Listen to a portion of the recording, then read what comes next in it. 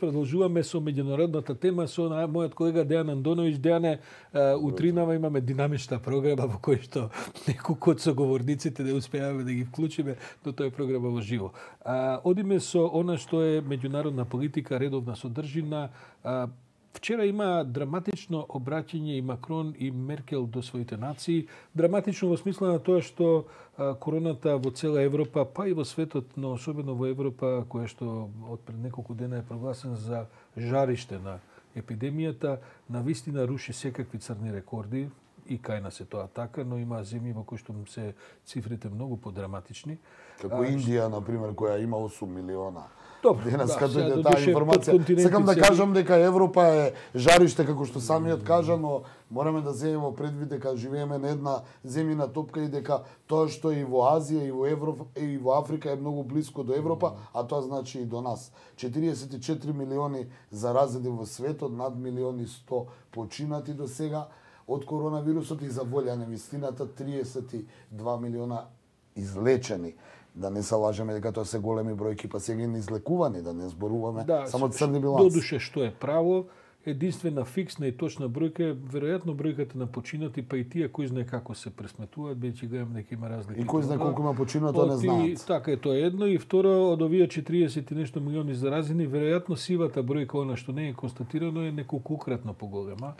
Бидејќи верувам дека во земји како Индија, земји со по милиарда или становници, Бразил, со не знам, 200-300 милиони разноразни земји, кој знае кој што мери и како го класифицира и што го пресметува во статистика. Па сепак се бројките страшни. Страшни се бројките, особено Сашо морам да признам како граѓанин, кога ќе видам една држава како Германија или како Франција, еден државник како Макрон или како предсе Меркел во онакви драматични изјави до нацијата се обраќаат и велат воведуваме воредна состојба. Извини, ми се чини дека такви драматични обраќања веројатно Черчил имал 41 кој бил нападнат од нацистичка Германија. И вела дека оваа криза од прилики најголемата. Во тој дух би рекол е кажано сето тоа. Ден, читам од утринава во Financial Times еден голем напис во кој се најавува дека практично е констатирана една нова варијанта на COVID-19, така да речена шпанска варијанта, бидејќи забележено дека од летоска се шири од Шпанија и дека во суштина се работи за една, како да кажем, модификација на вирусот, за која што се уште не може да кажат дали ќе биде поопасна или не од ова што сега се случува, но очигледно е дека имаме еден динамичен третман на целата вирусна епидемија.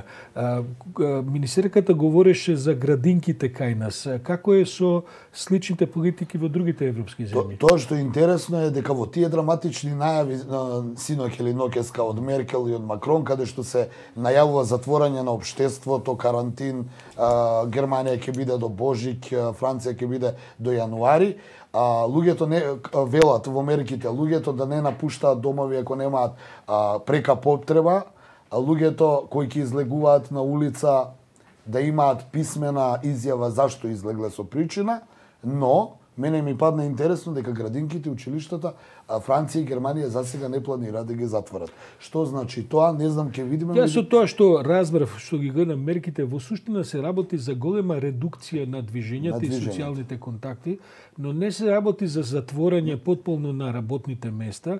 Заправо сите што можат од дома работат, другите имаат пристап до своите работни места. За да тоа се овозможи, мора децата да имаат, особено овие најмали кои не можат сами да се чуваат, каде да одат, а при тоа да не ги чуваат постари, повозрастни баби, дедовци во семејствата, бидејќи па тие се најзаразни. Но факт е дека овие две општества планираат као една помека варијанта на целосен карантин е луѓето кои немаат потреба да не излегуваат од домовите, односно имаат право според она што го видов во најавата на Макрон, во денот да одат да ги купат потребните намирници за дома, но предвидено и 1 час да има физичка активност, значи дека можеш да прошеташ, но сега останува интересно како тоа полицијата ќе може нели да го контролира дали ти 1 час си се шетал по брегот на Сена или си бил 3 часа. Да, во Британија тоа е со бега и со женета Скерев разговараме, таму е па ептен компликувано, бидејќи владата од пред 10 дена воведе 3 степени на разни рестрикции и сега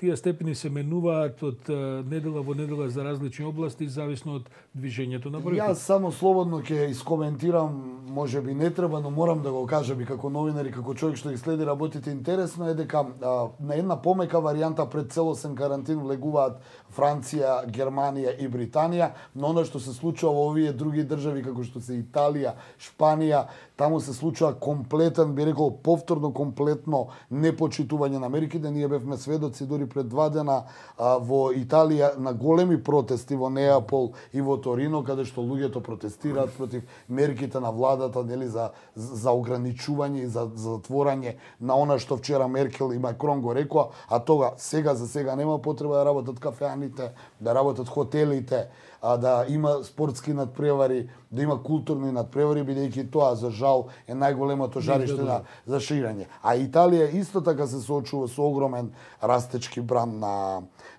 новозаразени. Интересно, овие големи милионски држави имаат дневно по 15-20 илјади новозаболени, овие помаливе балкански како што се Србија, Хрватска имаат по над 1000 заболени. Ми се чини дека вториот бран или третиот пик на вториот бран или вториот пик на третиот бран, не знам како го нарекуваат веќе, ќе биде многу поопасен, особено што и самиот кажа Financial Times вели вирусот мутира, дури се вели дека удира и на мозок, луѓето кои го прележале вирусот у наредните 10 години имаат мозочни за проблеми. последиците уште и сакам немаме доволно одговори каде се. Но она што ме плаши, Сашо, што го прочитав пред да влезам у студио, е дека и Кина почнува да се соочува со повторно растечки бран. Од таму све почна, а они се затворено општество, чим они велат дека расте бројот, кој знае што се случува таму.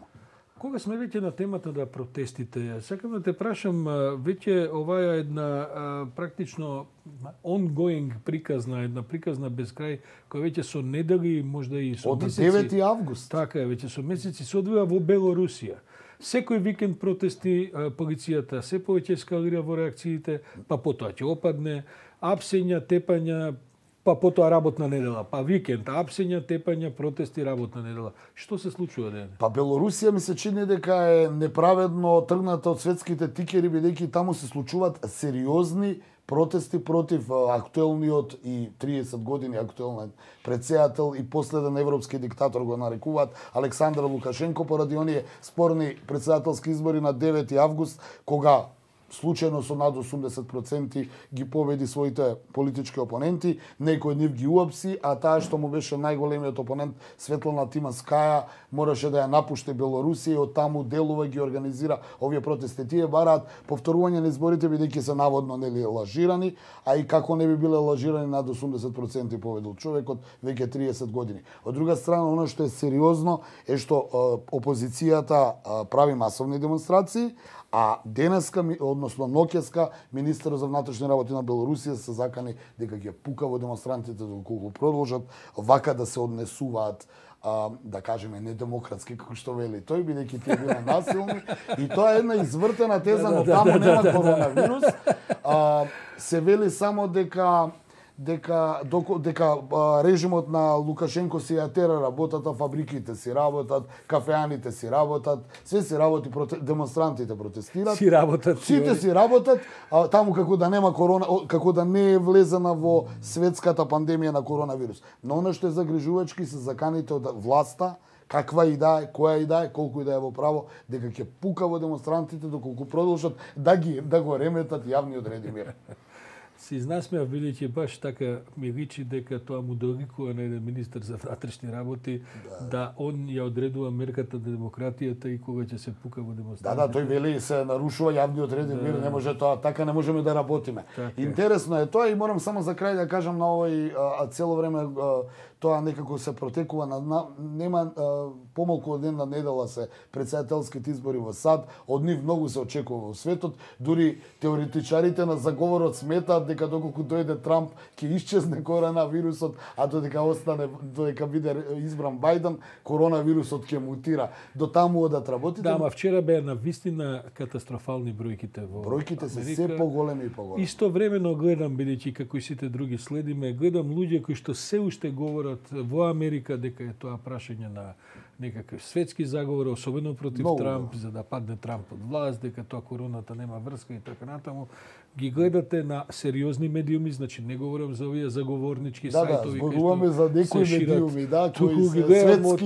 највлијателните медиуми во Америка, како луѓето едноставно сериозни луѓе не сакаат да поверуваат во тоа што им се случува.